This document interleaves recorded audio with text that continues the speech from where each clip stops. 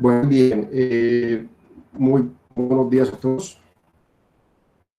Qué pena, se me fue la señal un segundo, pero nuevamente muy buenos días a todos. Espero que se encuentren muy bien. Hoy vamos a empezar con la clase de repaso, la clase número 21. Pues madre, pero justo cuando empezamos tengo problemas de internet. Un segundo, compañeros. Qué pena con ustedes. Un segundo que ya ahora tengo problemas con la iPad, entonces tengo que volver a entrar a la... Sí, sí, Juan, es que se cayó y se me cayó la señal del iPad, entonces un segundo yo me vuelvo a conectar por la iPad, que por alguna razón Google Meet no me está dejando acceder de forma automática con la iPad, entonces tengo que ingresar el código. No, se demora 3 segunditos, ya lo voy a hacer.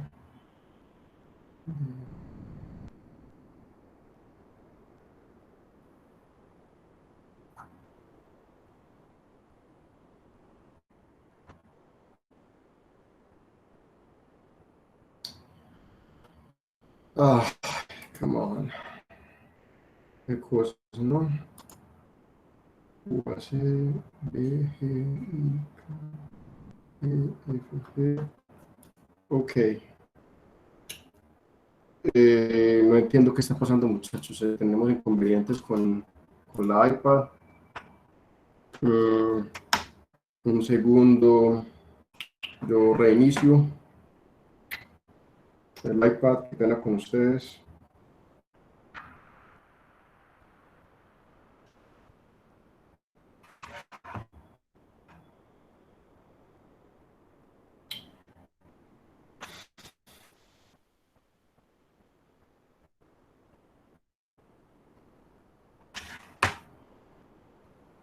Por aquí veo que Elian está preguntando lo de los cofactores. Lo que pasa es que los cofactores lo trabajamos en clase, no que yo lo trabajamos pues en clase, solamente que yo no utilizo ese nombre, pues, pero sí estaba de manera explícita en la página del curso.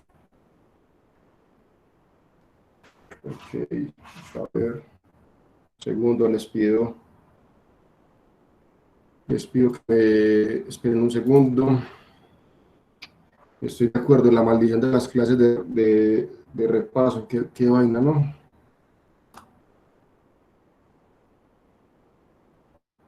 Y aquí estoy sudando petróleo, qué cosa tan brava. No saben la angustia que se siente cuando pasan estas cosas, muchachos. Listo, yo. No, sí, muchas gracias por la comprensión, muchachos. Entiendo mucho eso, pero es inevitable para mí sufrir por estas cosas, pues son cosas que uno no tiene control, pero yo creo que ya parece que estamos bien.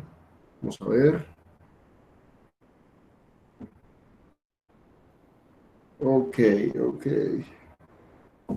Ok, listo. Perfecto. Muy bien. Entonces, Tajis de Volvis. Muy buenos días a todos. Eh, Pregunta Juan Felipe, ¿por qué yo les cambio con respecto a al libro de los términos rank, rango, núcleo y kernel? Hombre, Juan Felipe, pues porque es que rank es una palabra en inglés y pues que significa lo mismo que rango, entonces pues no me parece pues que sea como lo más adecuado. Entonces, nuevamente a todos muy buenos días, espero que se encuentren muy bien. El día de hoy vamos a hacer una clase de repaso. Les recuerdo que en este curso estamos en el sistema donde hacemos 6 clases de teoría y hacemos una clase de repaso. Entonces, esta semana es la semana de repaso para mis estudiantes, los del curso 3, el grupo 3 y 18. El día de hoy vamos a tener la clase de repaso y el viernes les recuerdo que será una asesoría. Bien, para comenzar, quisiera pues que habláramos de la logística del examen para que no quede ninguna duda. Lo primero que quiero que quede claro es que el examen está programado para este sábado, 7 de noviembre. Lo vamos a trabajar por la plataforma Moodle, con el link ya que hemos utilizado, el mismo sistema que hemos utilizado para los exámenes 1 y 2. Espero pues que todos estemos ya bien acostumbrados al manejo de esa plataforma. Ok, como los otros dos exámenes no solamente se aceptarán soluciones por esa plataforma, no se aceptan soluciones por medio de fotos o email o, o algo así. Y es importante que resaltar nuevamente que vamos a seguir con el mismo sistema, que no se puede devolver. Eso es una de las medidas que hemos tomado para evitar el fraude. Entonces, para que lo tengan en cuenta. El examen se va a trabajar por tandas de trabajo y las tandas han cambiado para este examen. Entonces, a nosotros nos toca en la primera tanda, la de las 9 de la mañana. Luego está la tanda de las 11:30. Luego la tanda de las 2 de la tarde para esos grupos que estoy mostrando. Y finalmente la tanda de las 4:30. ¿Listo? Como para que sea con un poquito más justo, hemos rotado los horarios para que pues no les toque siempre los mismos de primeros y así. ¿Listo? Para que quede muy claro, espero pues que esto sí sea pues súper transparente. Desde el primer día de clases lo establecimos y hemos hecho todo lo que está a nuestro alcance para respetarlo y lo vamos a respetar. Entonces, para este tercer examen, los temas son los siguientes. Clase número 15, que corresponde a composición inversa de transformaciones lineales, en R a la N. Clase número 16, espacios vectoriales y subespacios. Clase número 17, independencia lineal, bases y dimensión. Esto es en el contexto de espacios vectoriales. Clase número 18, transformaciones lineales en espacios vectoriales. Clase número 19, inversas de transformaciones lineales, núcleo o imagen. Y clase número 20, que es la que se llama cambio de base en R a la N, que también incluye la matriz estándar de una transformación con respecto a distintas bases. ¿Ok? Vuelvo y le recuerdo, en estas clases y hemos hablado pues casi que todos los temas que están en la página del curso. En algunas ocasiones hemos dejado algunas cosas chiquiticas para discutirlas los sábados, pero les recuerdo que sobre todo en esta virtualidad es muy importante el trabajo individual de los estudiantes. Es una cosa pues que hemos tratado de dejar muy claro en este curso. En particular, pues quiero dejar lo más claro que pueda que todos los temas que aparecen en las notas de clase, de esas clases de la 15 a la 20, son evaluables. ¿Listo? O sea que tema del examen, clases 15 a la 20, todo lo que aparezca en las notas de clases en las que están en la página del curso. Muy bien, vamos a empezar entonces. Antes de empezar, hagamos una última ronda. ¿Hay alguna pregunta, comentario acerca de la logística del examen?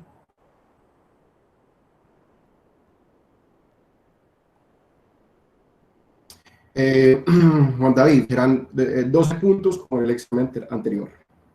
Listo. Muy bien, entonces vamos a comenzar. Vamos a hacer problemas de exámenes de semestres pasados. Vamos a empezar con este ejercicio sencillito, como para calentar motores, siendo lo siguiente. CAT, una transformación que va de R3 en R3, la transformación lineal dada por T coge el vector x, y, z y me da como resultado el vector con coordenadas x más y más z y x más z. Lo que nos piden es determinar si la transformación es invertible y, en caso afirmativo, encontrarle la transformación inversa y su matriz estándar. ¿Ok? Vamos a hacer un pequeño recuento antes de resolver el problema, y es que si yo tengo una transformación lineal, entonces pues esa transformación, si va de Rn en Rn, ella va a ser invertible si solamente si su matriz estándar es invertible. O sea que este me da un criterio sencillo para determinar si una matriz, perdón, si una transformación que va de Rn al mismo Rn es invertible. ¿Ok? Entonces, y si queremos encontrar la inversa, pues lo podemos hacer mediante su matriz estándar, porque la matriz estándar de la inversa es la inversa de la matriz estándar de la transformación original. ¿Ok? Esto pues es eso es como el tema clave para este primer problema. Entonces vamos a hacer eso, entonces a mí me dan una transformación que la estamos llamando, y ahora el Apple Pencil que no quiere funcionar, un segundo, oye madre, eh, mientras el Apple Pencil se vuelve a conectar porque tuve que resetear la iPad, vamos a que ustedes me ayuden primero, entonces, ¿cuál es la matriz estándar de esta transformación T, muchachos? ¿Quién me da la respuesta? Profe, Hola Andrés, con los buenos días. buenos días. Profe, la matriz estándar no sería 101, 110, 011, ¿Me me las está dando por filas o columnas, por columna? columnas, ¿Cómo? columnas. Entonces la primera columna es, otra vez Andrés, repite. La primera columna sería 101, Ok, la segunda la sería segunda, 110, la segunda columna. perfecto, Y la tercera sería 011. perfecto, muy bien Andrés, eso es correcto. Entonces el primer paso para resolver este problema es precisamente eso. Entonces la transformación T, ya volví a la vida el Apple Pencil. Entonces la transformación T está dada por X más Y más Z y X más Z. Y entonces, como nos indicaba Andrés correctamente, pues la matriz estándar de T es muy fácil de calcular, simplemente evaluamos los vectores de la base canónica, entonces cuando evalúo E1 me va a dar 1, 0, 1, cuando evalúo E2 me va a dar 1, 1, 0, y cuando evalúo 3 me va a dar 0, 1, 1, ¿ok? Muy bien. Y entonces la transformación T será invertible si solo si esa matriz es invertible. Y eso lo podemos deducir calculando su determinante. Pues esto no es necesario, pero hagámoslo. Entonces el determinante de esta transformación, de esta matriz, perdón, pues es el determinante de la matriz 1, 1, 0, 0, 1, 1, 1, 0, 1. Y yo puedo expandir este determinante, digamos, por primera fila, por la primera columna, lo voy a expandir en la primera columna, entonces me queda 1 veces el determinante de la matriz 1, 1, 0, 1, menos 0, más, expandiendo a lo largo de la primera columna, lo estoy haciendo rápidamente, más una vez el determinante de la submatriz 1, 0, 1, 1, entonces aquí me queda 1 menos 0 más 1, que es igual a 2, que definitivamente es distinta de 0, entonces esto significa que la transformación T es invertible. ¿Ok? Perfecto. Entonces, para encontrar la transformación inversa, y esto es básicamente lo que acabamos de recordar, es que hay un teorema que nos decía que si yo tengo una transformación que es invertible, su matriz estándar es la inversa de la matriz estándar de T. La matriz estándar de T ya la calculamos, y es esta matriz que aparece aquí. Entonces, lo que vamos a hacer a continuación es calcular la inversa de esa matriz, que será la matriz estándar de la transformación inversa. Y pues este ejercicio es muy sencillo, pero pues es tema del examen y lo puse primero para que estemos pues como calentando motores. Entonces, para calcular la inversa de la matriz estándar de T, pues vamos a calcularla utilizando el método de Gauss-Jordan. Entonces me queda aumento de la matriz identidad, ¿ok? Y utilizamos pues operaciones elementales para llevar el lado izquierdo a una matriz en forma escalonada reducida. Entonces aquí yo pues espero pues que esto ya sea muy claro. Voy a matar este 1, que lo hago haciendo la operación R3 menos R1. Entonces la primera fila queda igualita. La segunda también. Y la tercera la cambio por la tercera menos la primera. Entonces voy a obtener aquí 0, menos 1, 1 y menos 1, 0, 1. Que recuerden que yo soy experto en cometer errores algebraicos en estas cuentas, entonces les pido que si hay, cometo algún error me lo comuniquen lo más pronto posible. Ya este señor quedó bien, porque de aquí para abajo todo es 0, vamos a pasar a la segunda fila, vamos a hacer que este señor sea un pivote, y para eso tenemos entonces que matar a este señor, y eso lo hacemos haciendo la operación elemental R3 más R2, ¿ok?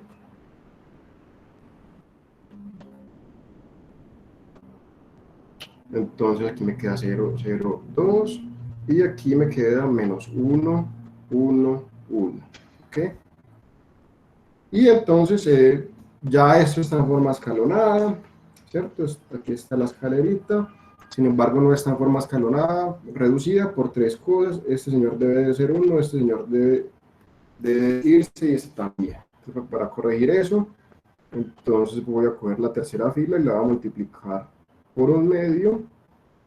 Entonces me queda en el lado izquierdo 0, 0, 1, y aquí me queda menos un medio, un medio, un medio, y la segunda fila pues la debo dejar quieta, y la tercera también.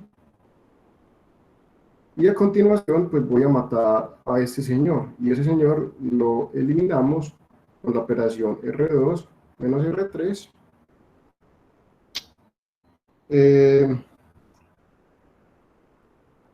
Juan David, ¿ya la barré o qué? Bueno, perfecto, muy bien. Muchas gracias. Entonces, este señor lo dejo quieto, se le fue, no, tranquilo, no ningún problema, hermano. Yo antes pensé que la habían barrado. Entonces voy a hacer R2 menos R3, entonces me queda 0, 1, 0, y recuerde pues que la parte aumentada, la parte importante, porque esa es la parte que nos va a dar la respuesta.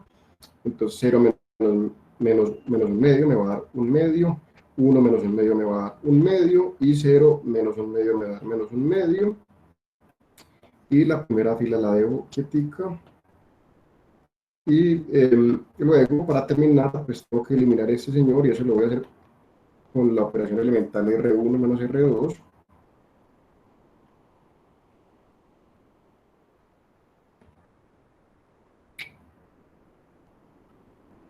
Ok, o sea que la segunda fila y la tercera quedan iguales, y luego hago R1 menos R2, entonces esto queda 1, 0, 0, y hago la parte aumentada también R1 menos R2, entonces me queda 1 menos un medio, me queda un medio, 0 menos un medio, que me queda menos un medio, y aquí un medio.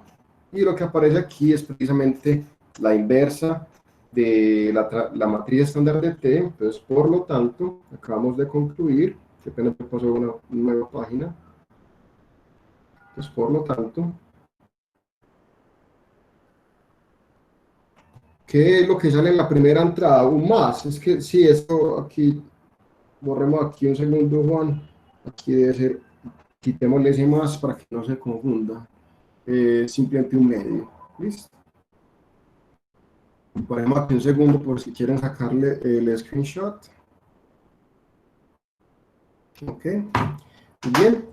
Y entonces lo que acabamos de hacer es calcular la matriz inversa de T, de la matriz estándar de T. Entonces, por lo tanto, la clave aquí es que el teorema me decía que la matriz estándar de la inversa, pues es la inversa de la matriz estándar de T, y eso es lo que acabamos de calcular, que nos dio, voy a sacar un medio de factor común, porque todas las entradas tienen un medio. Entonces me queda un medio que multiplica la matriz 1 menos 1, 1, 1, 1 menos 1, y menos 1, 1, 1. ¿Ok? Esa es la respuesta a la primera pregunta. La primera pregunta era encontrar esta matriz, pero nos hacían dos preguntas. Me decían, calcular T inversa. ¿Cómo se hace eso, muchachos? Profe, se multiplica por un vector genérico de R3. Eh, claro que sí, Manuela, con los buenos días, y como Bueno, siempre agradeciendo tu participación en clase.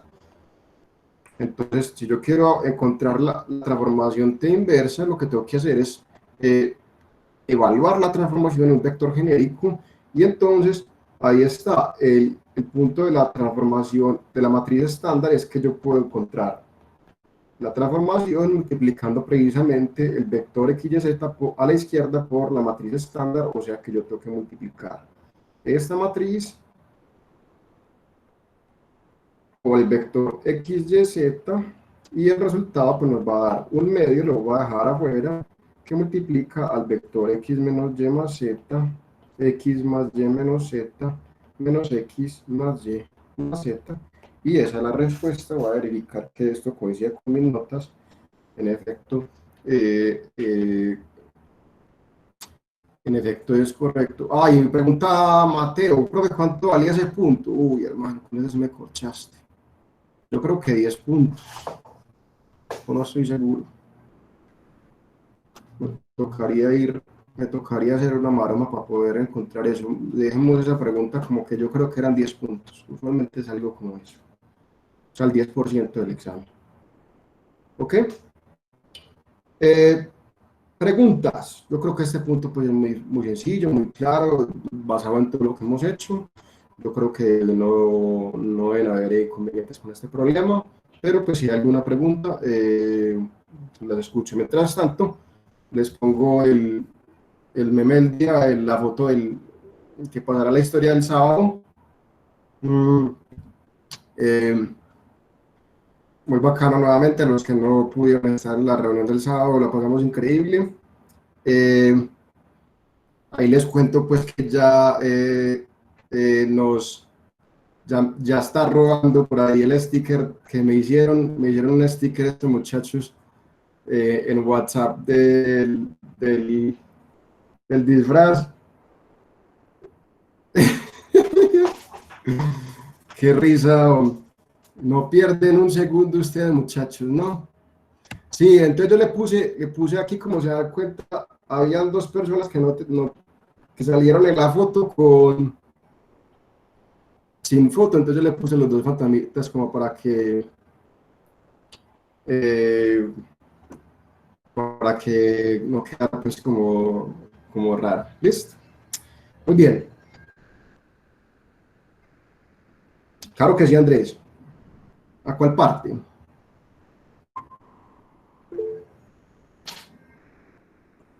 A esa parte, claro que sí, Andrés.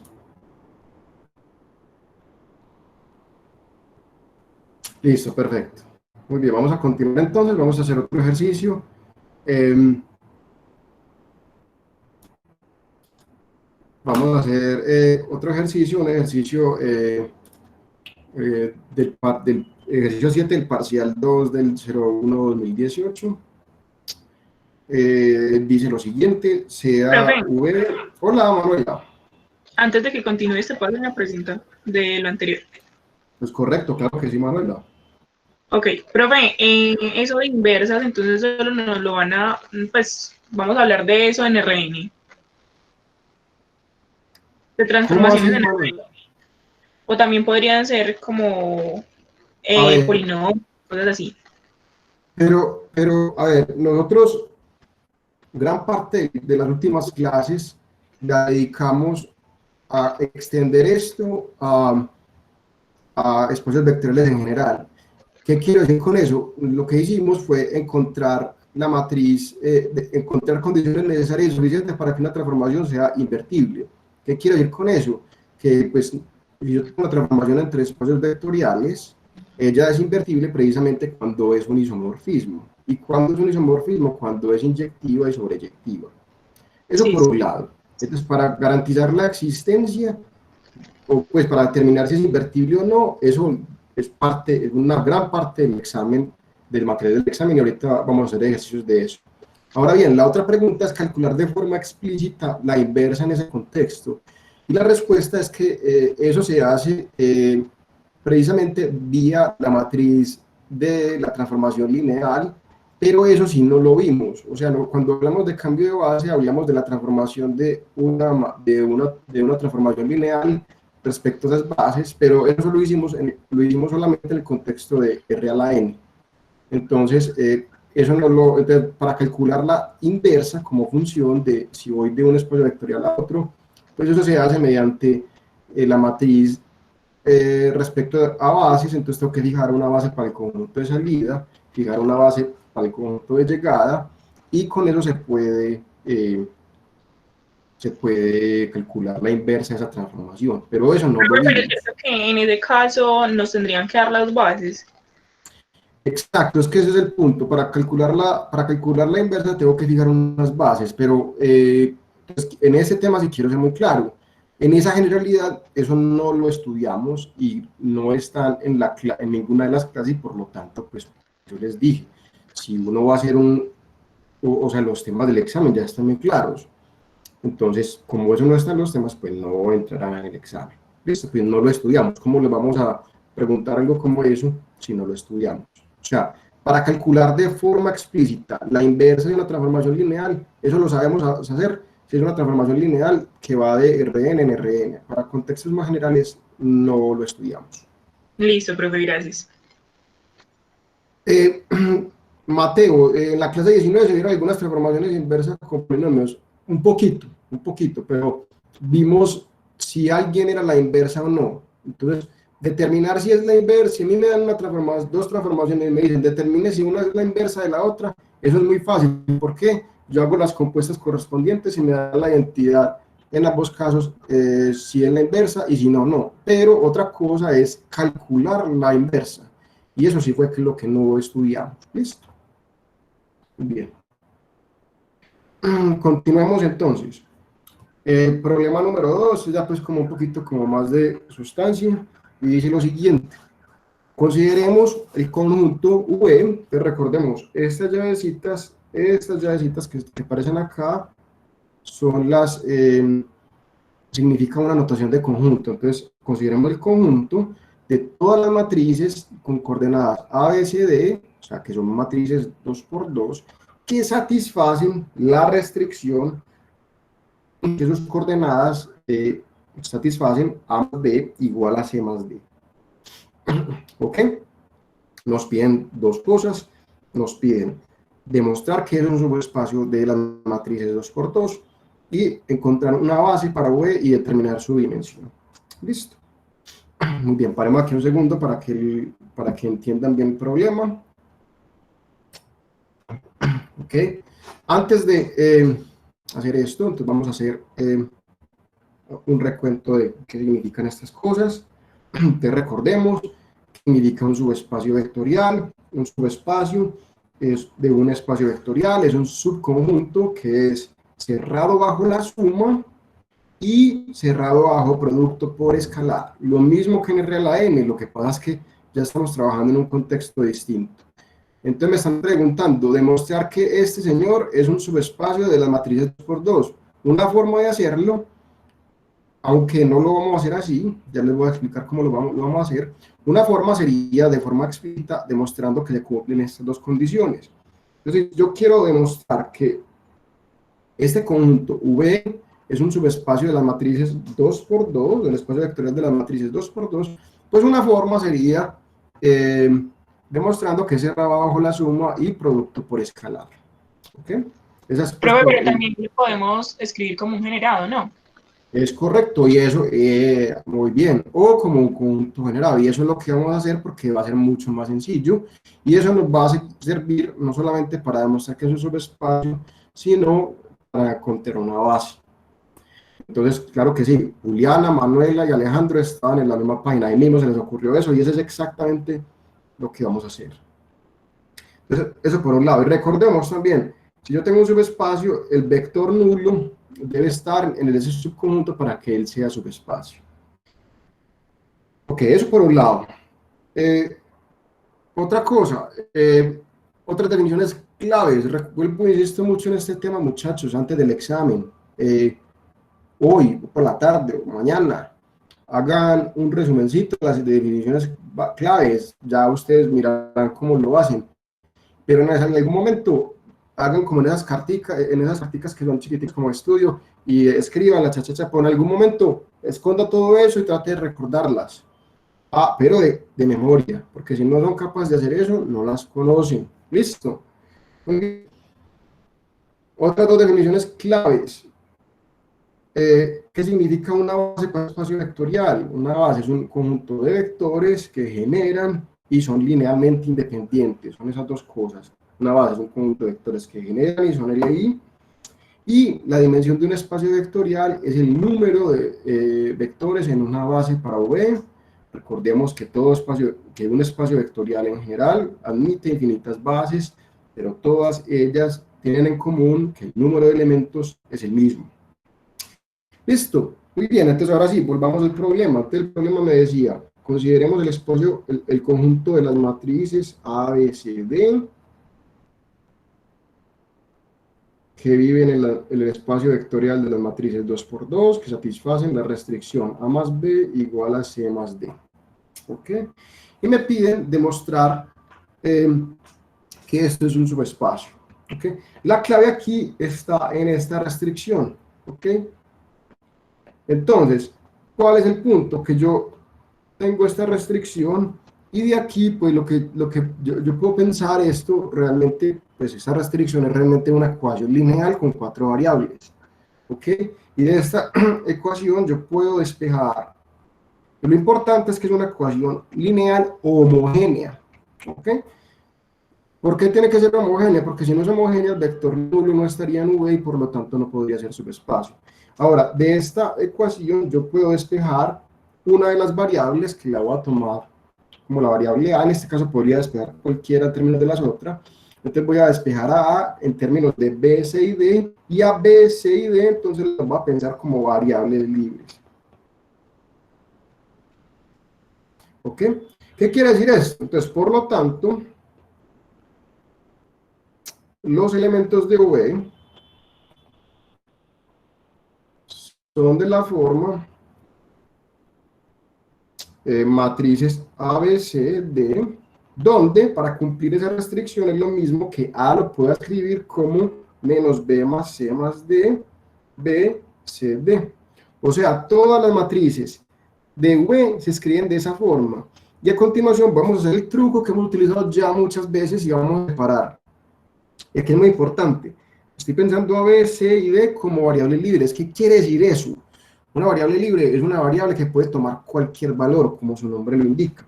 ¿Qué voy a hacer? Voy a reescribir eso en las partes que dependan de B, en las partes que dependan de C y en las partes que dependan de D. Este truco ya lo hemos utilizado muchas veces, o sea que esto lo puedo escribir como B veces la matriz menos 1, 1, 0, 0, más C veces la matriz 1, 1, 0, 0, más D veces la matriz 1, 0, 0, 1. ¿Ok? Paremos ahí un segundo. Hasta ahí vamos bien. ¿Hay alguna pregunta? O sea, el truco es muy sencillo. Yo cojo mi restricción y despejo en este caso, como es solamente una ecuación, puedo despejar una variable en términos de las otras y pues despejo, pongo eso dentro de mi matriz y la reescribo en términos de lo que aparece dentro de que tenga B, que tenga C y lo que tenga D. Y a esta matriz la voy a llamar A mayúscula, a esta matriz la voy a llamar A. De hecho, sería más conveniente llamarla como B mayúscula, a esta la voy a llamar C mayúscula y a esta la voy a llamar D mayúscula. Pero ¿por qué es tan relevante esta observación que estamos haciendo acá? Lo relevante de esto es que lo que estamos diciendo, todo elemento de V lo puedo escribir como un escalar veces la matriz B mayúscula más otro escalar veces la matriz C mayúscula más otro escalar veces la matriz mayúscula D mayúscula. En otras palabras, los elementos de V son combinaciones lineales de las matrices B, C y D. ¿Eso qué demuestra? Eso demuestra mucho. Eso realmente es un primer paso súper sencillo, pero crucial en la solución de este problema. ¿Por qué? Lo anterior demuestra entonces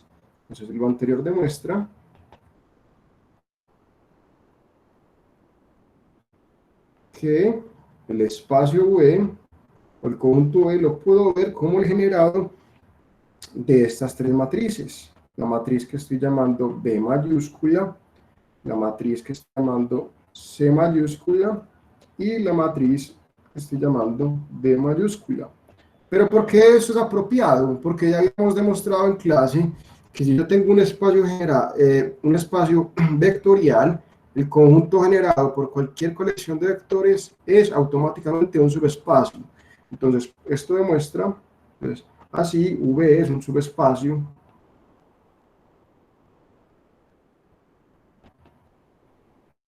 del espacio vectorial de las matrices 2 por 2. ¿Ok? Paremos un segundo ahí. Eso responde a la primera pregunta. ¿Está clara esa solución? Y en mi opinión esta es la solución más sencilla. Simplemente hacer lo mismo que hacíamos con vectores. Es que este es como el punto, o sea, y ese es como el punto de toda esta discusión y es lo que le he tratado de insistir mucho, es que lo que estamos haciendo, aunque las matrices no son vectores, lo que estamos haciendo para resolver este problema es exactamente lo mismo que hacíamos con vectores. Bien, ahora nos piden encontrar una base para este espacio. ¿Y por qué me sirve el trabajo anterior? Porque eso me da, ojo con lo que voy a decir, un candidato para hacer base. ¿Y por qué estoy diciendo candidato? Porque para hacer base necesitamos que sean linealmente independientes y que generen. Hasta el momento las matrices B, C y D solamente generan. Entonces, notamos que las matrices B, C y D generan al subespacio V. Y en efecto, ellas son linealmente independientes. ¿Quién me dice por qué estas matrices? De hecho, a ojo, yo puedo saber que ese conjunto de tres matrices son LI. ¿Cómo sé yo? Por los ceros, explíquese, joven. Los ceros que hay en los renglones de cada matriz abajo no se pueden ver como combinación lineal de los otros, pues no hay forma de escribirlos. De acuerdo, yo lo diría de una forma distinta. Por ejemplo, si yo planteo el sistema de ecuaciones lineales, yo me doy cuenta, vea, la matriz B es la única que en la entrada 1, 2 tiene entrada distinta de 0. De manera similar, la matriz C es la única que tiene entradas en la entrada 2, 1 distinta de 0. Y la matriz D es la única matriz de estas tres matrices que tienen la entrada 2, 2, una entrada distinta de 0. Entonces, por lo tanto, al plantear el sistema de ecuaciones, uno se da cuenta que esas tres matrices son linealmente independientes. Entonces, para ahorrar un poquito de tiempo, no vamos a hacer la cuenta, entonces se puede mostrar fácilmente, pero esto hay que hacerlo, pues lo acabamos de hacer a conversadito, pero se puede hacer rápidamente, entonces se puede demostrar que el conjunto BCD es un conjunto linealmente independiente de matrices, y con esa observación entonces el conjunto de matrices B, C y D genera V y son linealmente independientes. Entonces así el conjunto que voy a llamar B cursiva de las matrices B, C y D es una base para V, y como tenemos una base con tres matrices, y entonces la dimensión de V es igual a 3. ¿Listo? Preguntas.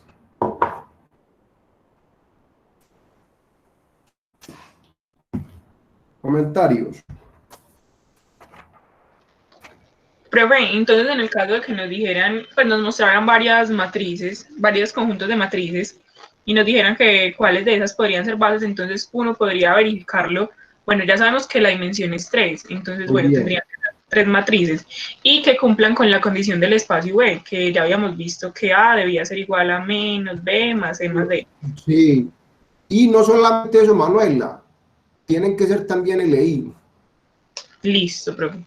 Gracias. ¿Cierto? Entonces la pregunta que me estás haciendo me parece muy apropiada. Me estás preguntando, bueno, y si a mí me dicen, si a mí me dan un listado de matrices y me preguntan, ¿será que esto es una base para V? El procedimiento a seguir es exactamente el que acabas de decir.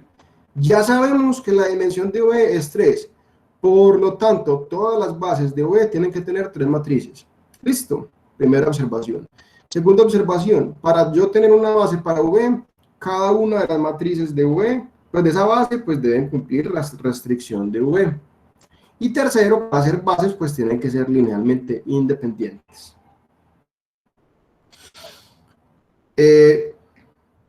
Ángela dice, profe, yo me enredo mucho con base, espacios y subespacios. O sea, la diferencia es que las bases son LI, pero entre espacios. Ángela, ¿quieres abrir el micrófono, porfa?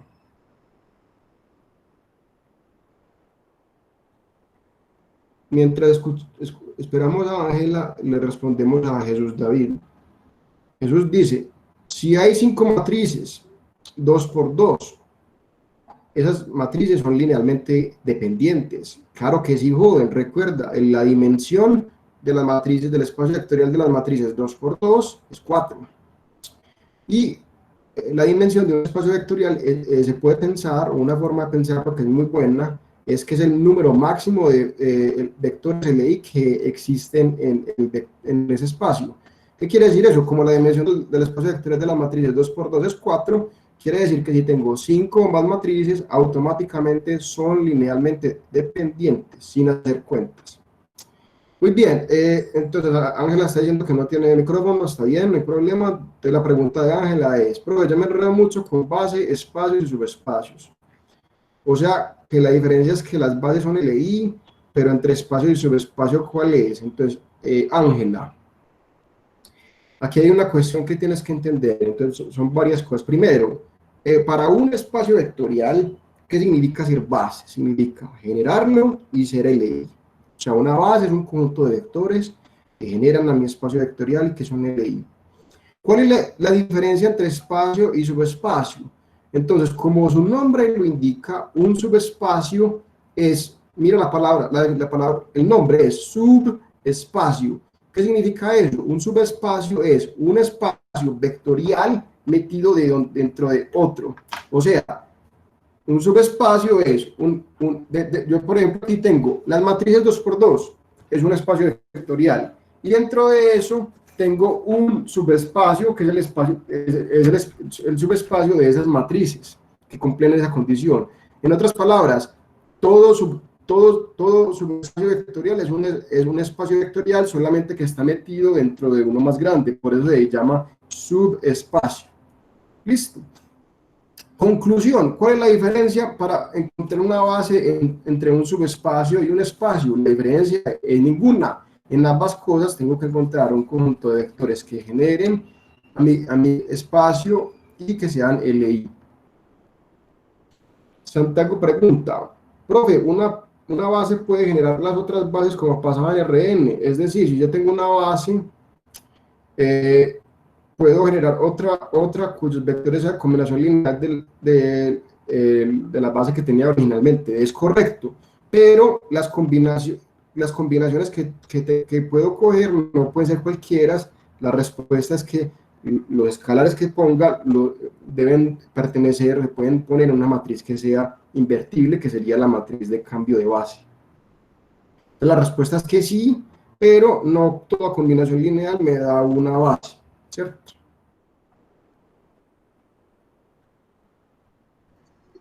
Más Hola, profe. preguntas. Hola, hola Profe, yo Mariana. tengo una pregunta. Suponiendo que ese generador nos hubiera dado, no sé, digamos, 4 matrices, pero una es, pues, pero serían LD. El generado siguen siendo esas 4 matrices y ya en la base uno le quita, pues, como la redundante, o igual el generado tiene que ser LI. No, lo dijiste perfecto, Mariana. Yo puedo, como en este ejemplo, vea, en este ejemplo, yo puedo escribir a V con el generado de esas 3 matrices, pero yo le puedo poner matrices que sean redundantes con estas. Por ejemplo, yo podría coger la primera, la segunda.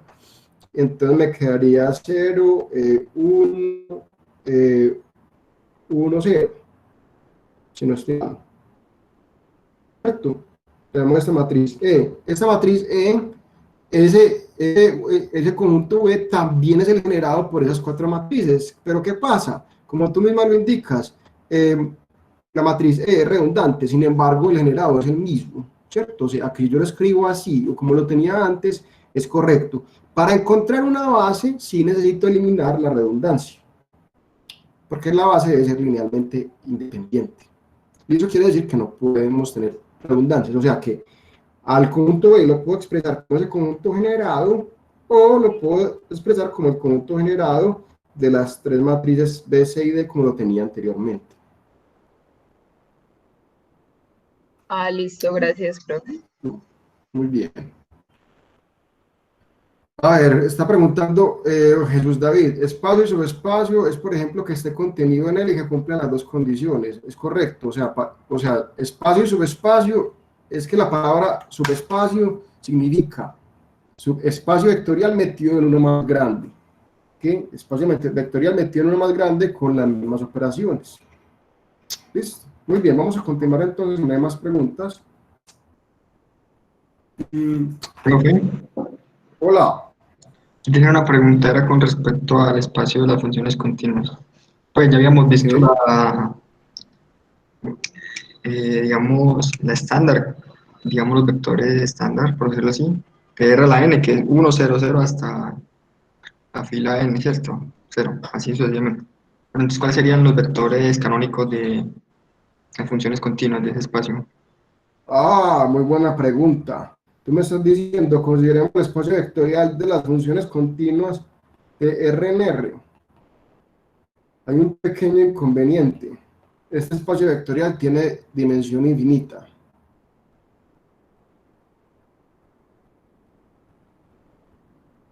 Entonces, entonces negativo por una base canónica en este caso. Ah, vale, profe, gracias. Listo.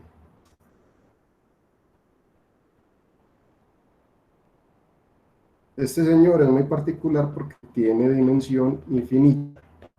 Ese tipo de cosas que no hemos estudiado en este curso, pues porque requiere un poquito, o sea, en este curso nos estamos concentrando en el caso de espacios vectoriales de dimensión finita, porque es un poquito más sencillo de comprender. ¿Ok?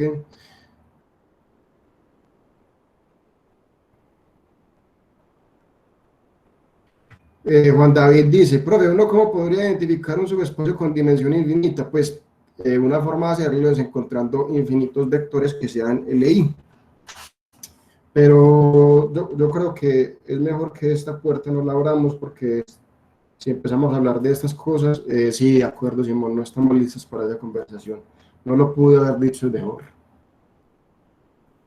Alejandro, es que sí, ya Alejandro abrió la puerta. ¿Hay algo más grande que el infinito? La respuesta es que hay distintos tipos de infinitos.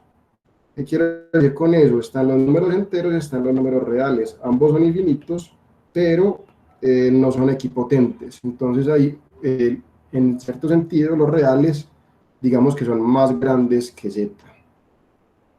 Pero, como Simón dijo, no estamos listos para esta conversación.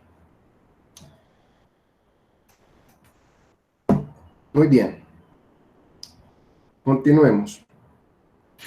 De hecho, este tema es muy bonito. Esto es una cosa que tiene que ver con cardinalidad y se estudia en los cursos pues como de matemáticas puras y es una cosa muy bonita. O sea, dos conjuntos son potentes si existe una biyección entre ellos y resulta que no existe una biyección entre los enteros y los reales. En ese orden de ideas, es que yo digo que los reales tienen una, digamos, cardinalidad más grande que los enteros. Aunque ambos tienen infinitos elementos, no son equipotentes. Muy bien. Sí, Sara, correcto. De acuerdo, Sara. Lo pueden demostrar en los fundamentos de matemáticas. Es una idea muy bonita que se llama el argumento de la diagonal de Cantor. Es un argumento hermoso. Muy bien, continuamos entonces. Eh, eh, ya Sara nos había contado que era estudiante de matemáticas. Nuevamente reveló su lado oscuro. En este caso su lado brillante, diría yo. Depende cómo uno lo vea la vida. Entonces, vamos a continuar. Vamos a considerar la siguiente transformación lineal. Entonces, nos van a dar un ejemplo de una transformación lineal que va del espacio vectorial de matrices 2×2 al espacio vectorial de los polinomios de grado menor o igual que 3 y nos dan una fórmula explícita para t. Entonces t coge una matriz genérica ABCD y lo manda al polinomio a más b más x más b menos x al cuadrado más a más bx al cubo. Y nos hacen dos preguntas. Nos dicen determinar si la transformación es inyectiva y también determinar si la transformación es sobreyectiva. Listo. Voy a esperar un segundito aquí para que le tomen pantallazo a la pregunta. Muy bien. Y entonces vamos a continuar. Vamos a recordar algunas cositas, aunque esto fue las cosas que trabajamos el sábado, pero me parece que las recordemos nuevamente. Entonces recordemos que significaba el núcleo de una transformación lineal. Si yo tengo una transformación lineal, el núcleo o kernel de esa transformación, ahí se me da la lengua y qué pena. El kernel de transformación lineal es el conjunto de elementos que la transformación lo manda a cero. ¿Okay? Y recordemos entonces que el kernel o el núcleo es un subespacio del conjunto de salida. ¿Okay? No, pues están muy voladores. Espérenme espérenme un segundito que esté dando el recuento, pero sí, tienen toda la razón. Muy bien, muchachos, excelente. Los veo muy voladores. Ahora, la imagen, ¿qué significa? La imagen de una transformación lineal son todos los vectores que toma la transformación. Entonces, un elemento está en la imagen, si solo si la ecuación t de x igual a y tiene solución. ¿Okay? Bien. Y recordemos que una transformación lineal es inyectiva. Siempre que yo tenga dos vectores distintos y aplique la transformación, los vectores permanecen distintos. Y hay un teorema clave, que esto es crucial, esta es una de las cosas que uno tiene que tener, llegar el sábado con ella en la cabeza, pero transparente. Si me piden demostrar que una transformación inyectiva, ¿qué hago? Calculo su nulidad, si su nulidad es cero, y si la nulidad es cero, la transformación es inyectiva, si no es cero, no es inyectiva. Como dice Andrea, el teorema del rango es mi mejor amigo, es correcto, Andrea, muy bien. Y por otro lado, recordemos el concepto de sobreyectividad. Una transformación es sobreyectiva, su imagen es todo el conjunto de llegada. Y eso lo podemos verificar con el rango, calculando el rango, que es la dimensión de la imagen, me da que es igual a la dimensión del conjunto de llegada, entonces la transformación es sobreyectiva. Recordemos que el dominio lo estamos también llamando conjunto de salida y el codominio lo estamos llamando conjunto de llegada. ¿Listo? Y entonces, en resumen, si yo tengo una transformación lineal, ella será inyectiva cuando su núcleo sea cero, perdón, cuando su nulidad sea cero en la dimensión del núcleo, y será sobreyectiva cuando el rango es igual a la dimensión del conjunto de llegada. Y por aquí tenemos el mejor amigo de Andrea, que se vuelva un buen amigo de todos, el famoso teorema del rango, que me dice que si yo tengo una transformación lineal, la nulidad y el rango están relacionados de esta manera. Y les recuerdo que la forma apropiada de pensar en esto es que la dimensión del conjunto de salida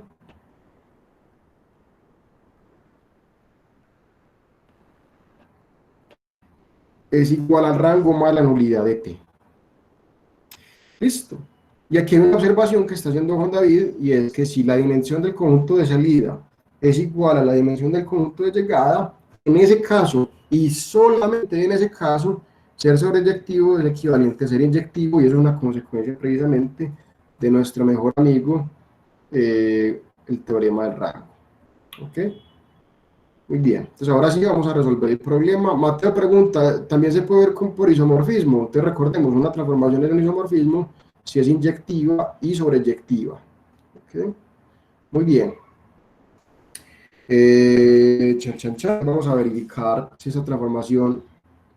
Andrés, vamos despacio, hermano, vamos a calmarnos un segundo, ya vamos a hacerlo.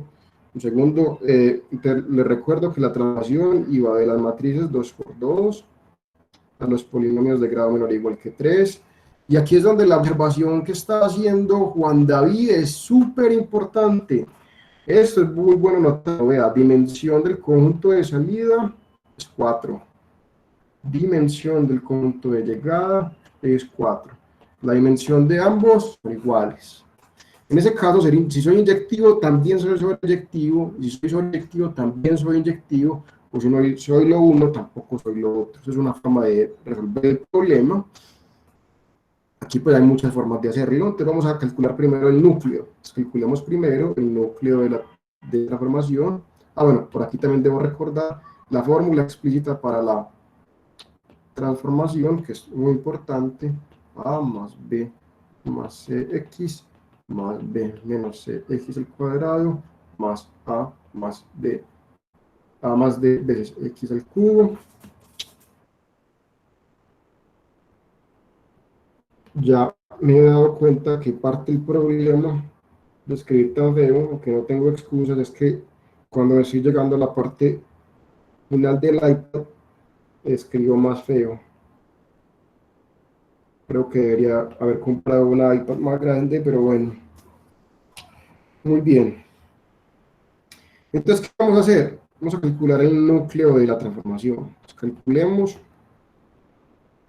el núcleo de T. ¿Cómo se calcula el núcleo de T? Tenemos que resolver la ecuación T de una matriz genérica igual a 0. Entonces, ¿qué hay que hacer? El núcleo por definición son las matrices A, B, C, D, que cuando aplico T son iguales a 0. Entonces yo quiero saber, o quiero resolver la ecuación T de A, B, C, D igual a 0. ¿Ok? Y esto ya lo hemos hablado muchas veces. Cuando yo tengo dos polinomios que sean iguales, ellos son iguales si solo si los coeficientes correspondientes son iguales. Pero en el lado derecho tenemos el polinomio nulo. El polinomio nulo, recordemos, es el polinomio que es de la forma 0 más veces x más 0 veces x cuadrado más 0 veces x al cubo. Entonces, ¿qué pasa? Igualando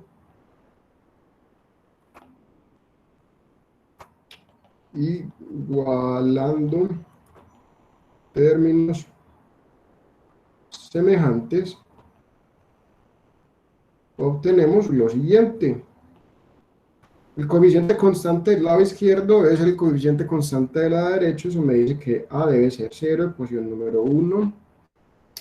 El coeficiente de x en el lado izquierdo es el coeficiente de x en el lado derecho, pero en el lado izquierdo es b más c y en el lado derecho es 0, o sea que ecuación número 2, b más c debe ser igual a 0. El coeficiente de x al cuadrado en el lado izquierdo es b menos c, en el lado derecho es 0, entonces me queda que b menos c también debe ser 0, ecuación número 3. Finalmente el coeficiente de x a la 3 en el lado izquierdo es a más d, en el lado derecho es 0, o sea que a más d también debe dar 0. Y resolvemos ese sistema de ecuaciones.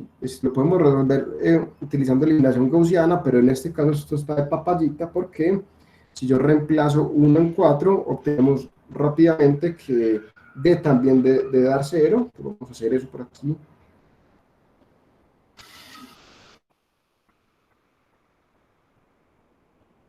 Entonces reemplazando 4 en 1, obtenemos que va de valer 0, ¿okay? Eso por un lado. Y por otro lado, notamos las ecuaciones 2 y 3, realmente, si las sumo, entonces si yo hago 2 más 3, haciendo 2 más 3, pues me va a quedar que 2 veces b debe dar 0, o sea que b vale 0. Ok, ya sabíamos que a valía 0. Y esta la voy a llamar ecuación número 5, y yo reemplazo 5 en 3,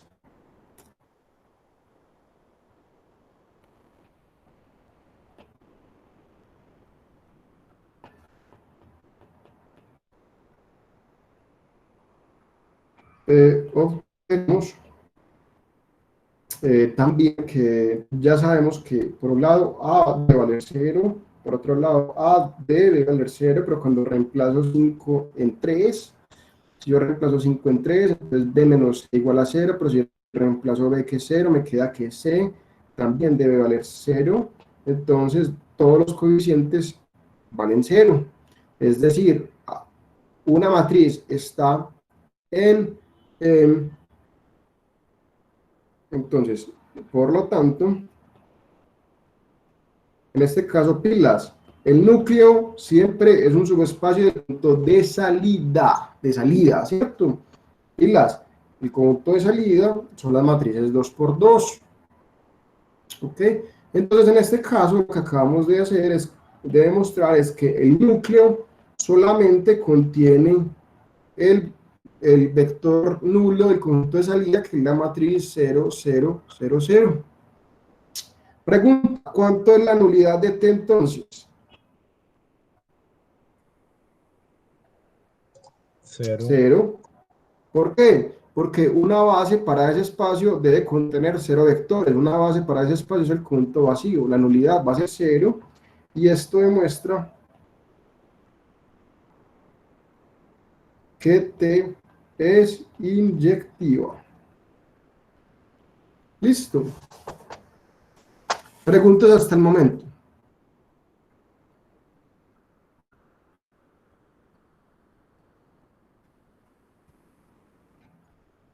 Profe, Sí, Andrés. yo tengo una pregunta, pero es con respecto a una cosita. Digamos, cuando uno tiene generado por unos vectores, si uno tiene 2x, ¿puede ser lo mismo que el vector x o no es lo mismo? O sea, el vector X y el vector 2X son dos cosas distintas, pero ellos generan lo mismo. ¿Por qué? Porque uno es múltiplo del otro. Ujú. Entonces yo puedo colocar cualquiera de los dos y pues es lo mismo, ¿cierto? Pues Es correcto, generan lo mismo. es correcto, señor. Listo, profe, gracias. Más preguntas. Ok. Para terminar el problema, pues tenemos muchos caminos. Entonces me están preguntando si la transformación es inyectiva, que efectivamente sí lo es, y me están preguntando si es sobreyectiva. Entonces aquí ya tenemos muchos caminos. ¿Cuáles caminos? Podríamos calcular la dimensión de la imagen directamente, podríamos utilizar el teorema del rango o podríamos utilizar el teorema que ya observamos que si una transformación va de un exponencial a otro y la dimensión del conjunto de salida es igual a la dimensión del conjunto de llegada, entonces si es inyectiva también es sobreyectiva. Pero vamos a hacerlo por el teorema del rango. Entonces, por el teorema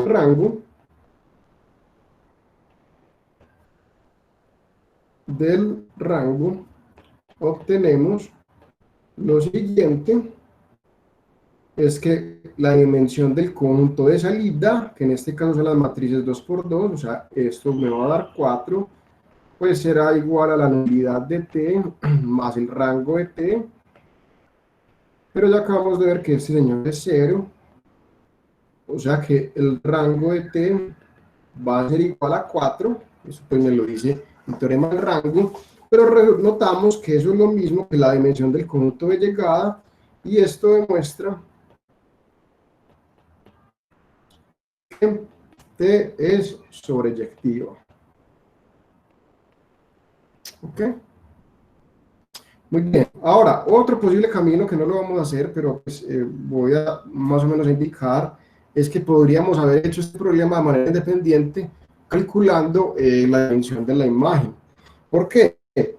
Porque yo sé que la transformación, ¿y cómo hacemos eso? Encontrando una base para la imagen. ¿Cómo hacemos eso? Muy fácilmente. ¿Por qué? Hacemos lo mismo que hicimos en el problema de las matrices, pero ya tenemos polinomios. ¿Por qué? Porque yo tengo la transformación, se escribe de esta forma. Entonces yo puedo separar esto entre la parte que depende de A, la parte que depende de B, y la parte que depende de C y la de D. Entonces yo puedo expresar, si yo expando y saco factor común, entonces aquí está A, y aquí está AX al cubo. Esto pues no lo tenemos que hacer, sino que simplemente le estoy dando otra alternativa para hacer este problema. Entonces esto me queda A veces el polinomio 1 más X al cubo. Luego me fijo en lo que tenga AB. Por aquí me queda BX, por aquí me queda BX al cuadrado. Sacando factor común B, me queda X más X al cuadrado.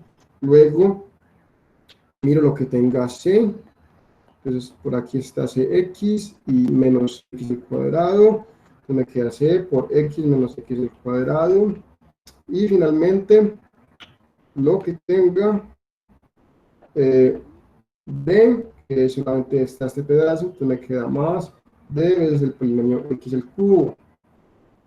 ¿Ok? ¿Qué quiere decir esto? Lo que quiere decir esto es que la imagen de T la puedo expresar, vuelve y juega como un punto generado, ¿por quién? Por estos polinomios. 1 más X al cubo, X más X al cuadrado, X menos X al cuadrado y X al cubo. ¿Ok? ¿Para qué me sirve eso? Porque yo con eso encontré un conjunto que genera la imagen y resulta, y eso pues se los dejo de tarea si uno quisiera hacer este camino, resulta que esos 4 polinomios son LI y por lo tanto la dimensión de la imagen, que es el rango, es 4 y esa sería una forma distinta de ver que la transformación es sobreyectiva. ¿Listo? Profe. Sí, señor. Entonces, esos 4 que hallamos de la imagen, o sea, esos 4 vectores generan todos los polinomios menores iguales que 3. Sí, señor. Sí, señor. Entonces, podría ser otra base también la base canónica, ¿cierto? Eso es una base para los polinomios de grado menor igual que 3, es correcto. Vale, porque Recordemos que, sí, recordemos que un espacio vectorial admite infinitas bases. Esta es una base. profe, yo Sí, lo pensé de señor. otra forma, pero no sé si estará bien. Ok, cuéntame. Digamos ahí A, pues con ese mismo ejemplo, Sí, epa, ahí pues como, no sé, pues no había relación entre esos coeficientes, entre esos numeritos, digamos A, B más C, B menos C, A más D, pues como que no hay una relación como muy... no, pero pilas, no, pero pilas. Eso no, eso así no se puede hacer porque como es que no hay una relación. Si yo cambio un signo, sí están relacionados, entonces mucho cuidado con eso. Si yo hago, sí. si hago una modificación chiquitica, si yo cambio este menos por un más, la dimensión de la imagen es 3 no 4. Mm, Entonces ese camino no te sirve, Andrés. sí, porque yo lo pensé porque nos daban 4 cosas diferentes, bueno, 4 números y como que no estaban muy relacionados No, entre ellos. señor, Entonces, ellos pueden tener relaciones. ¿Por qué los separamos entre cosas que dependan solamente de A, B, C y D? Porque esos señores son independientes. Ahora, cuando tú me lo describes de esta forma, no queda claro que ellos sean independientes. De hecho, como te digo, si te cambio, por ejemplo, este signo por un más, ya no son independientes.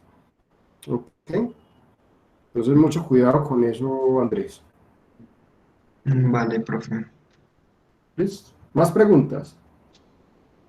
Profe, otra preguntita de rapidez. Ok.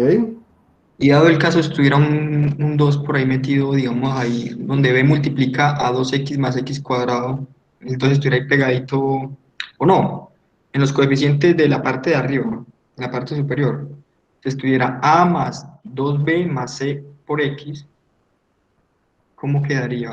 Pues en generado quedaría similar. Así, si yo tuviera un 2 así, Sí. entonces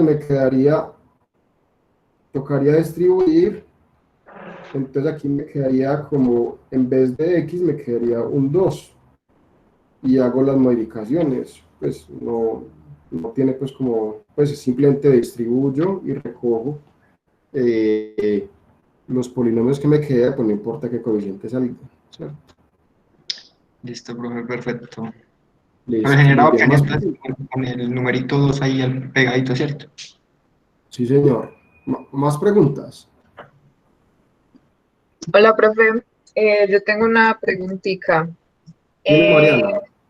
es que, a ver, cuando uno está hablando pues de isomorfismo, hablamos de las transformaciones, pues que sea lineal y que sea biyectiva, pero Sí, también joven. podemos hablar como en general de espacios vectoriales, pues como que digamos R4 es como tiene la misma dimensión de las matrices 2 por 2 son isomorfas. Pues es Sí, que no tengo bien es así como lo estoy diciendo, no estoy A segura. ver, Mariana, ¿qué significa que dos espacios vectoriales sean isomorfos? Significa que exista un isomorfismo entre ellos. Y eso ocurre si y solamente si tienen la misma dimensión. Ya. Entonces, o sea, esos espacios vectoriales son isomorfos, pero cuando estamos hablando ya como de transformaciones específicas, es que uno tiene que mirar que si es inyectiva sobre eyectiva y eso. Ok. Perfecto, perfecto, lo dijiste perfecto. Así es que es la cosa. Ah, Muy bueno, bien. profe. ¿Más preguntas? Bien, vamos a continuar entonces. Eh,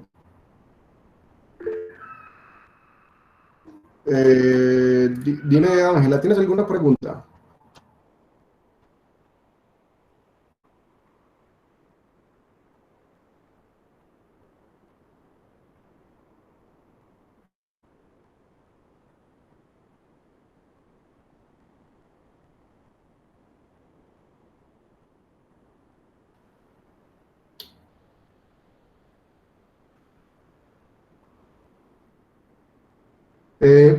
Ángela, a ver, la pregunta es, o sea, isomorfo, a ver, un momentico, Ángela, estas son dos cosas distintas. Te voy a responder, la respuesta a tu pregunta la tengo que decir exactica como la dijo Mariana.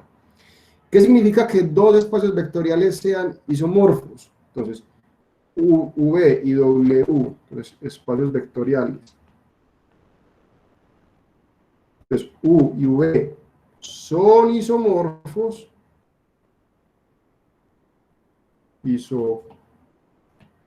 isomorfos,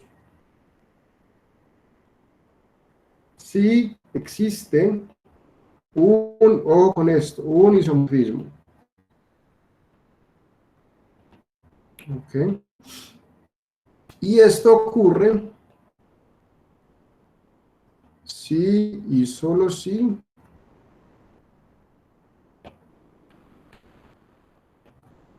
la dimensión de V es igual a la dimensión de W.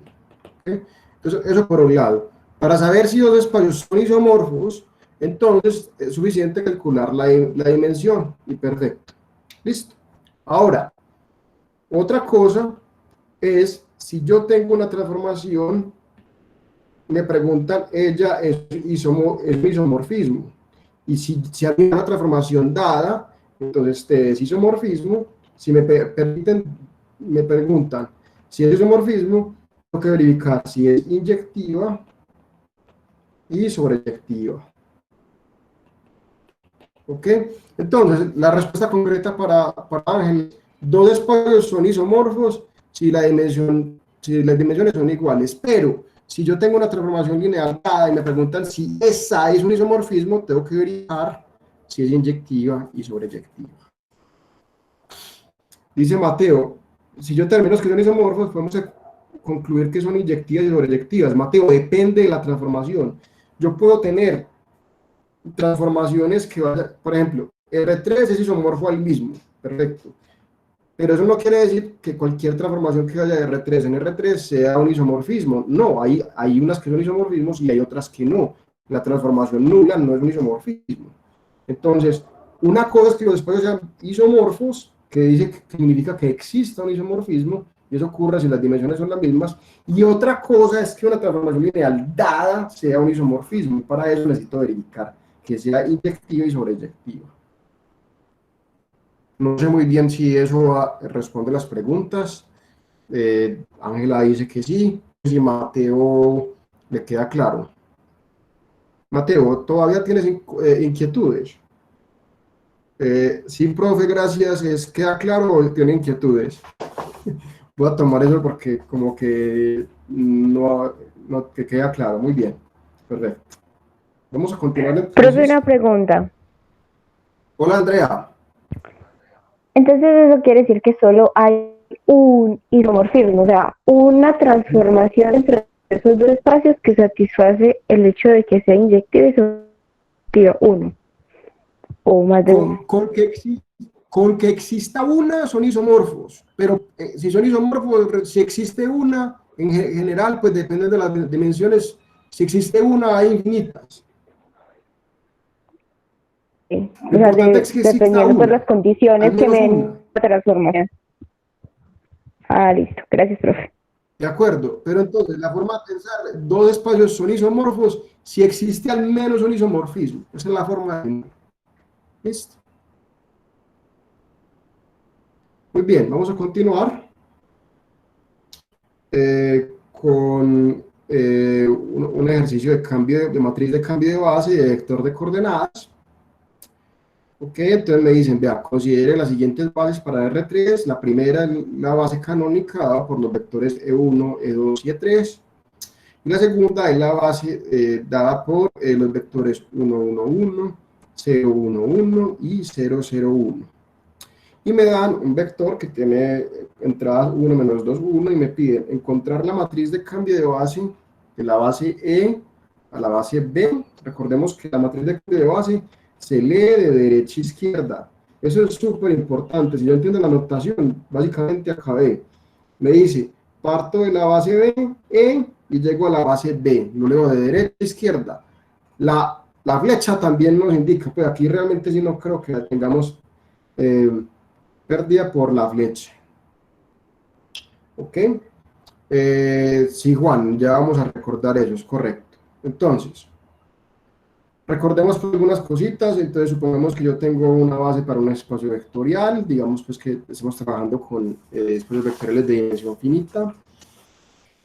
Y entonces recordemos que eso significa que los vectores de vuelo podemos escribir como una combinación lineal de vectores de la base, y esos coeficientes que son únicos los llamamos las coordenadas de V respecto a la base. O sea, las coordenadas de un vector respecto a una base son los escalares que se obtienen al escribir el vector con una combinación lineal de los vectores de la base. Y si yo pongo esos escalares como les pongo como las entradas de un vector columna, ese vector columna en ese orden, porque ya hemos hablado de esto, el orden importa cuando trabajamos con bases y el vector de coordenadas.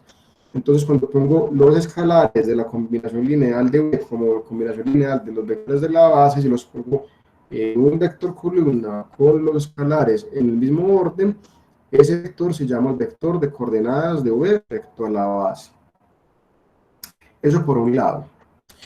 Por otro lado, si yo tengo dos bases para R a la N, la matriz de cambio de bases está de la siguiente manera. Si yo voy de la base B y quiero ir a la base C, ¿qué hago? Cojo los vectores de la base de salida y cada uno de ellos los expreso como vector de coordenadas en la base de llegada. Y pongo esos vectores de coordenadas como columnas de la matriz, respetando el orden, porque el orden importa mucho, y esa es la matriz de cambio de base, de la base B a la base C. La parte importante o la parte crucial de la matriz de cambio de base es que me da un diccionario para cambiar de coordenadas de B a C. ¿Por qué? Si yo tengo un vector X y lo tengo escrito en las coordenadas B, al multiplicarlo por la matriz de cambio de base, me da el vector en las coordenadas C. ¿Okay? Algunas propiedades de estas matrices de cambio de base es que hacen esta propiedad, es que yo las multiplico y se cumple esta condición. Entonces, si yo voy de la base B a la base C y luego voy de la base C a la base D, es que hubiera ido de la base B a la base D. Entonces, esto me pareció a lo que pasaba con el producto de matrices. Y como consecuencia de lo anterior, se saca que si yo intercambio el orden, entonces la matriz se saca la inversa. O sea, la matriz de cambio de base de C a B es lo mismo que la inversa de la matriz de cambio de base de D a C. ¿Ok?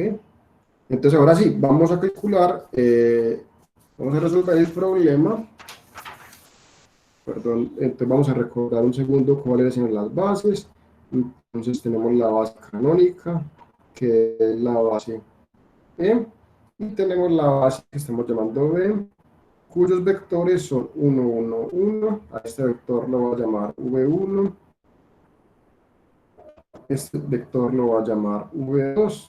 Y este vector, y el último vector, 0, 0, 1, lo voy a llamar V3. ¿Ok?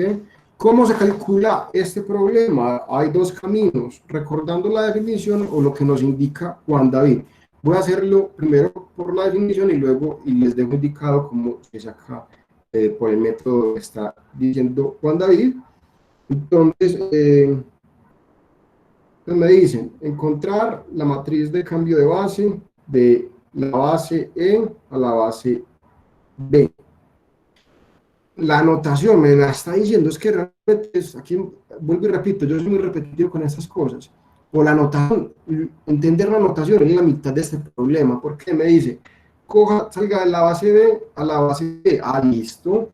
Entonces, ¿qué tengo que hacer? Tengo que coger y escribir los vectores E1, E2 y E3, pero en la base, o sea, tengo que calcular, cojo los vectores de la base de salida, que son E1, E2 y E3, y los tengo que expresar en las coordenadas dadas por la base beta. ¿Ok? Ahora bien, ¿y eso qué requiere? Eso requiere que yo escriba E1 como combinación lineal de V1, V2 y V3. En general, hacer eso hay que sacar un sistema de ecuaciones lineales, pero este problema es tan fácil que lo podemos hacer a ojo. Pregunta, ¿yo cómo puedo expresar a V1, V2 y a E1 como combinación lineal de V1, V2 y V3? Sí, a ojo, ¿quién me dice, por favor?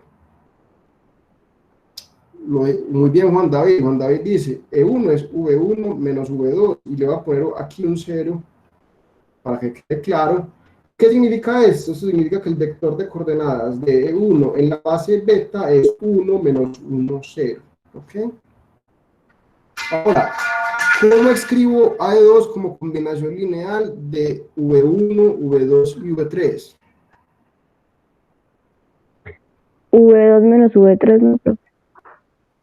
De acuerdo, entonces lo va a escribir como 0 veces V1 más una vez V2 menos una vez V3, o sea que el vector de coordenadas de E2 respecto a la base beta es 0, 1 menos 1. Y la última pregunta es, bueno, ¿yo cómo expreso a E3 como combinación lineal de V1, V2 y V3? Entonces la respuesta es que E3 realmente coincide con el vector V3, o sea que lo puedo escribir como 0 veces V1 más 0 veces V2 más una vez V3, el vector de coordenadas de V3 es 0, 0, 1. Y eso me está diciendo entonces que la matriz de cambio de bases de la base E a la base B es 1 menos 1, 0, 0, 1 menos 1 y 0, 0, 1. Listo, o sea, pongo estos vectores como las columnas de una matriz respetando el orden. ¿Ok? Y ojo, el orden es muy importante. Listo. Súper regalado, muy fácil este problema. Lo vuelvo y repito, si yo sé la notación, eso básicamente es el 90% del problema. Pregunta hasta el momento.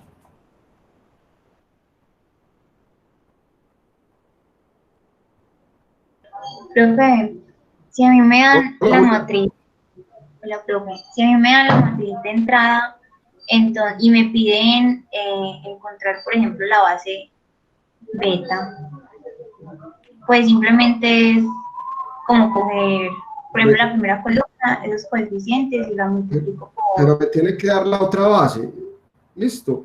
Ok, listo. Eso cómo se hace recordando la definición juliana, ¿cierto?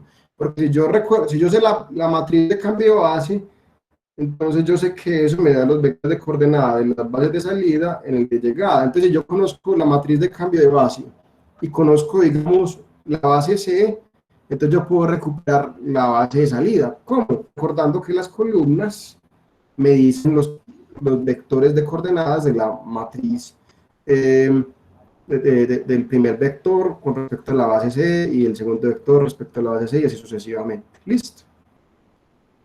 Listo, profe, gracias.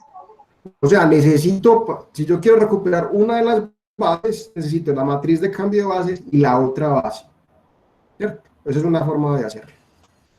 Ahora, Andrés está preguntando lo que ya iba a decir, entonces digámoslo de una vez.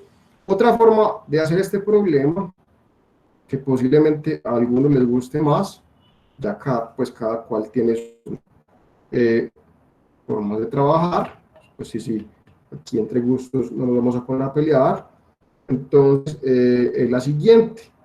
A mí me preguntan la matriz de cambio de base de la base canónica E a beta.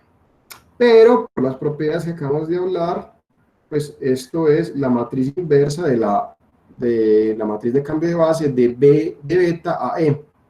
¿Ok? Pero ¿por qué esta es más sencilla? Porque esta matriz se ve de papayita. ¿Por qué? Porque si yo escribo los vectores V1, V2 y V3, las coordenadas de esos vectores respecto a la base canónica, ese es el punto. Las coordenadas respecto a la base canónica, pues hombre, son las coordenadas que aparecen ahí, ¿cierto? O sea, eso ya está de papayita. Entonces, si yo cojo esos vectores de beta y los ensamblo en una matriz, esa matriz, 1, 1, 1, 0, 1, 1 y 0, 0, 1, esa matriz me va a dar la matriz de cambio de base de la base beta a la base E. Entonces, si yo quiero calcular la matriz de cambio de base de E a beta, pues simplemente calculo la inversa de esta matriz, que la podemos hacer por el método de Gauss-Jordan y obtener lo mismo que sacamos ahorita, que ya cada cual decide cuál es la parte que más le gusta. Vuelvo y repito, entre gustos no nos vamos a poner a pelear, este es otro camino. ¿Okay? Y finalmente me preguntan, la última pregunta era, me decían, sabemos que el vector, vamos a calcular la pregunta, no, cojamos el vector V con coordenadas 1, menos 2, 1, ¿ok?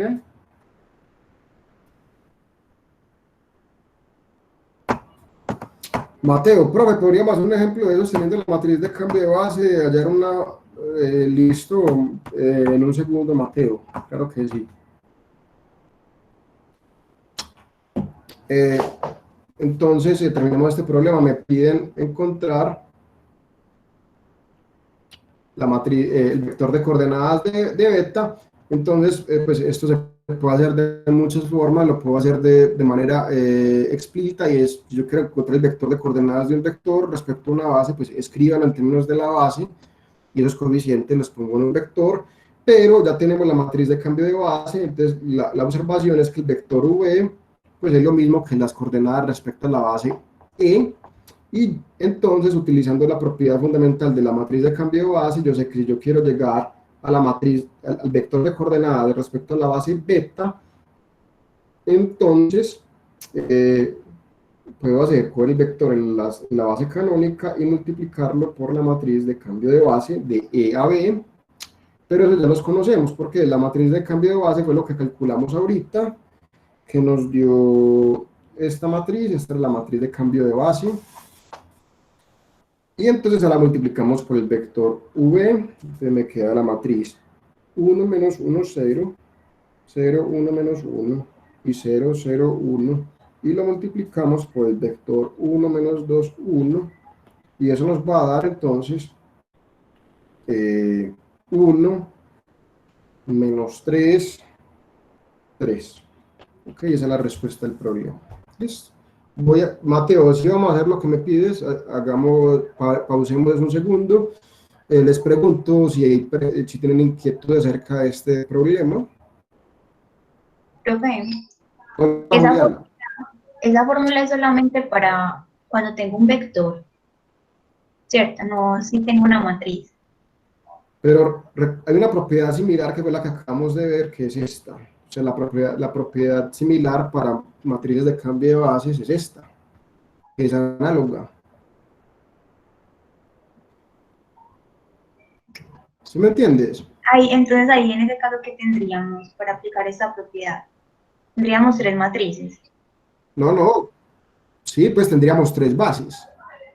Ok. Es que yo estoy confundida, es porque hay una fórmula que es, pues, que es, por ejemplo, yo tengo una matriz, quiero encontrar una matriz en C. Y entonces la fórmula es, pues, una matriz que va de B a C, por otra matriz en B, por otra matriz que va de C a B. Juliana, siendo muy sincero, no tengo la menor idea de lo que me estás hablando. Vuélveme a repetir. Es que, pero es que está en la página. Pues, Está en la página. Vale, vale. Hagamos una cosa. ¿Qué tal si dejamos esa pregunta para el final y la respondemos cuando ya terminemos la sesión? ¿Te parece? Te propongo eso. De una. Listo, Juliana. ¿Más preguntas de este problema, muchachos?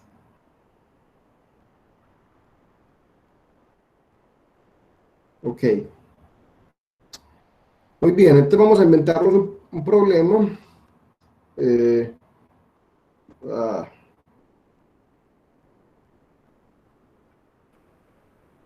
vamos a inventarnos un problema en el orden de ideas de lo que quería Mateo. Entonces la pregunta es la siguiente. Entonces, Mateo, entonces pregunta, me voy a inventar algo aquí rápido. Entonces la idea es la siguiente. Entonces supongamos que beta es una base para R3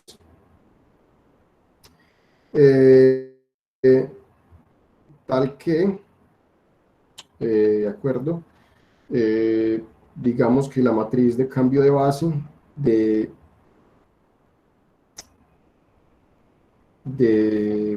la,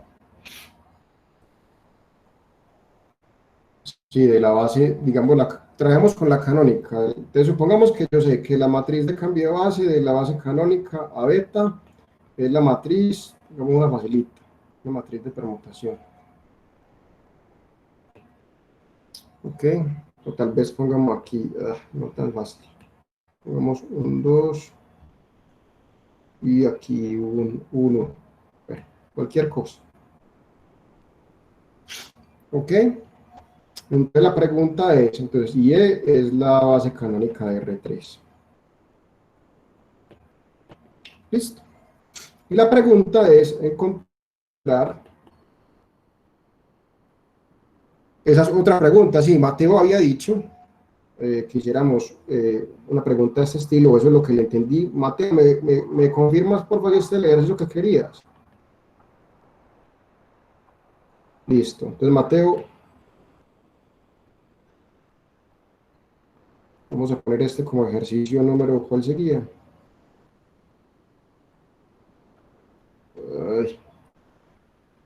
5. Perdón por el mareo con las diapositivas.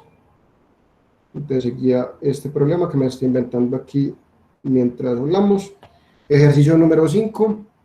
Supongamos que yo tengo una base que no me la están diciendo cuál es. Es una base para R3 y me dicen la matriz de cambio de base de la base E a la base beta. Es una cosa muy sencilla que es la matriz. Me preguntan encontrar a beta. Entonces vamos a escribir a los vectores de beta como V1, V2, V3.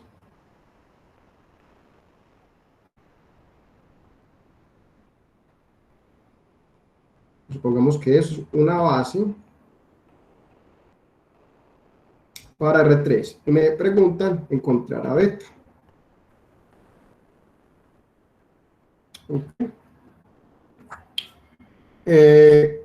¿Cómo hacemos eso? Ideas.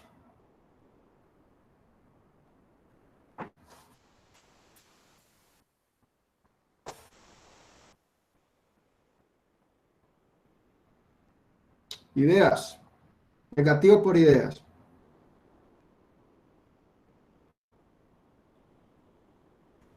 V1 no se puede expresar como combinación lineal de E1, E2, E3, pero con los pues los escalares que lo multiplican es 0, 1, 0, pues los de la primera columna. Entonces así se podrían sacar todos. Pero pilas, ojo, a ver, es que aquí es donde tenemos que entender muy bien qué es la base, la matriz de cambio de base. Alejandro la tiene clara, Alejandro está bien.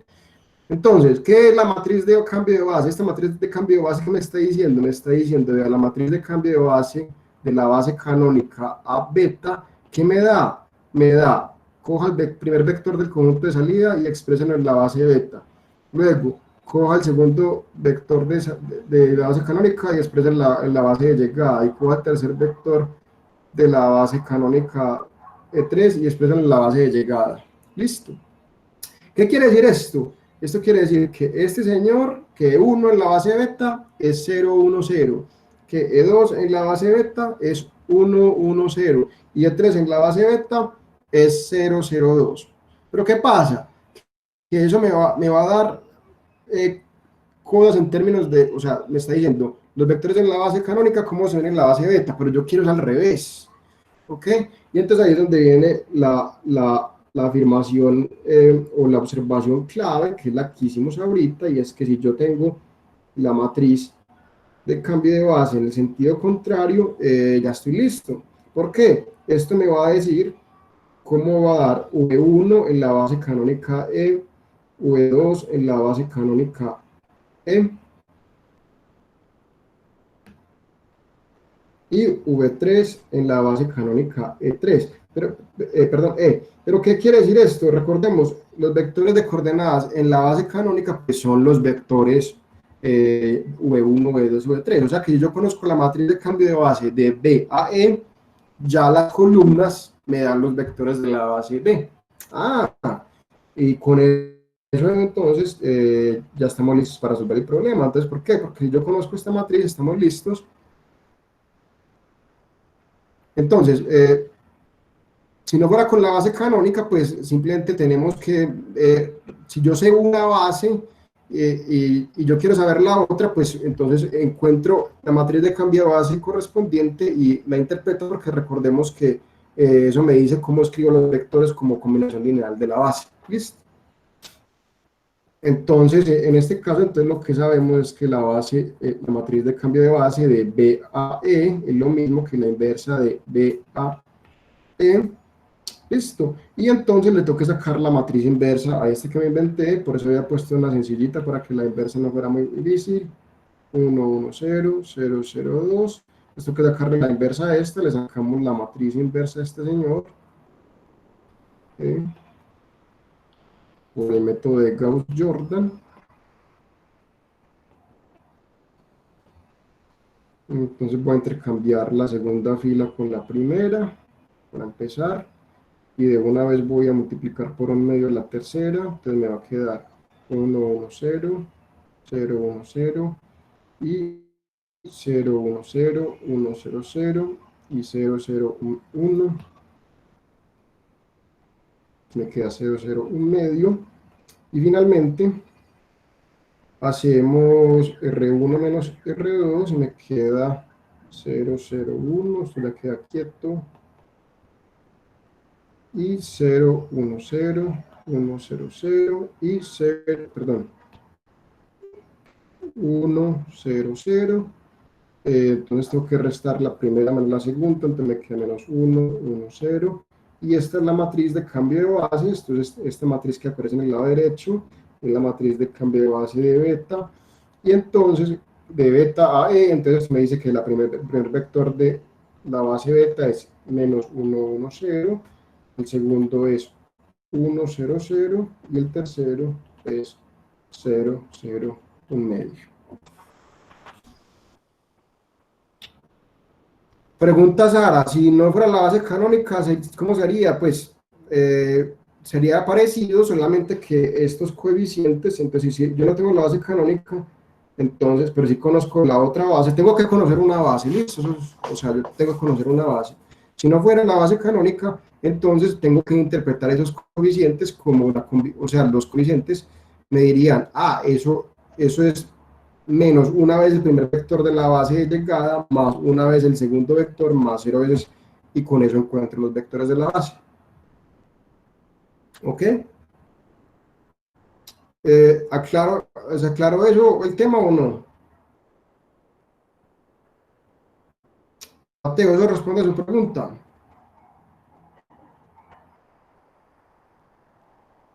Perfecto. Ay, muchachos, ya se me acabó la gasolina. Les voy a dejar otro problema que les había puesto, pues ya si me quedé sin gasolina, entonces les voy a dejar este señor de tarea que es muy fácil. Pues se deja de tarea.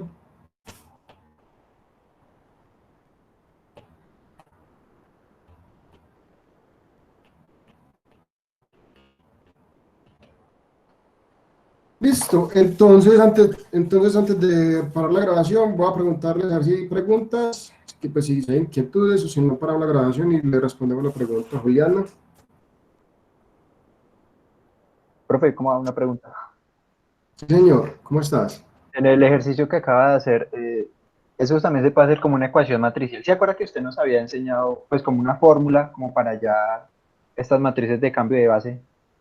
Que era, creo que era la primera inversa multiplicado por la segunda. De acuerdo, también, es que de ahí es donde salió eso, sí, señor, totalmente de acuerdo. Ah, vale, listo. Profe, y otra pregunta que yo tenía, sino que es que en los talleres, usando pues esa misma fórmula, si las bases, digamos por decirlo así, no dan matrices cuadradas, o sea, digamos yo tengo vectores de cuatro entradas, pero solo 3 vectores en la base, eso no me da una matriz cuadrada, entonces no puedo invertirla y por lo tanto esa fórmula no sirve en ese caso, ¿cierto? Un momento, tendría que ser entonces para otro subespacio, o sea, tú no puedes hablar de una matriz de cambio de base para dos bases de R4 con una base con 3 vectores. Sí, o ¿Por sea, qué? era, Pues porque las bases de R4 tienen que tener 4 vectores, ¿cierto? Ahora, lo único que tendría sentido ahí es que fuera un subespacio de R4, no todo R4. sí, sí, era un subespacio. Entonces, ¿cómo se hace eso? Pues se hace fijando bases. ¿Listo? Ah, por eso entonces ahí tocaría como por la definición, ¿cierto? Sí, señor, es correcto. Ah, listo, profe, gracias. Muy bien, entonces voy a parar la grabación.